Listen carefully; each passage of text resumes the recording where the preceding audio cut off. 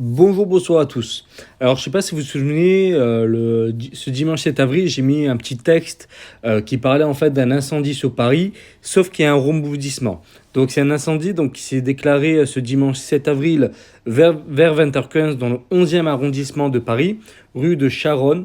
Le problème, c'est que l'un des cadavres, d'après ce que j'ai compris, présente des plaies compatibles avec des impacts de balles. BFM TV a appris qu'au moins au moins un des deux corps, présentait un important orifice au niveau de la tête provoqué par une balle d'arme à feu.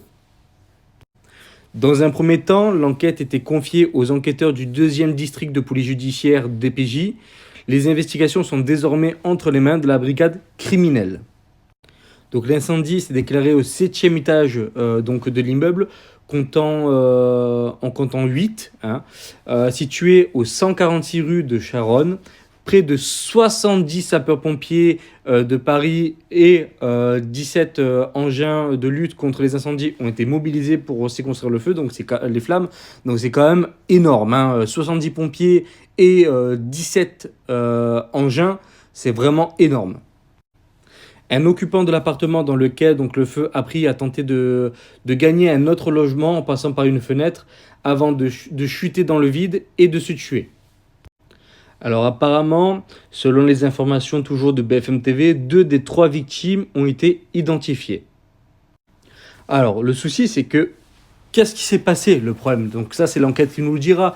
Est-ce que c'est un meurtre? Est-ce que c'est un suicide?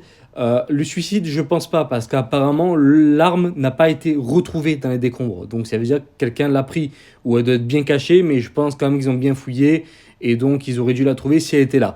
Donc là, l'hypothèse, pour moi, qui est la plus logique, ça serait donc quelqu'un qui tue, qui prend l'arme, bien sûr, prend éventuellement aussi les douilles, c'est possible aussi, et qui met le feu. Sauf que là, d'après ce que j'ai compris, le feu n'est pas parti de l'appartement d'où sont trouvés les corps, enfin, sauf si j'ai mal compris. Mais après, c'est vrai que des fois, lire des articles, c'est un peu difficile à comprendre. Mais bon, enfin bref, de toute façon, on verra par la suite. Je ferai sûrement une deuxième vidéo pour cette enquête-là, pour avoir plus d'informations. Donc n'hésitez pas à commenter, liker, partager, à vous abonner et qu'il repose en paix.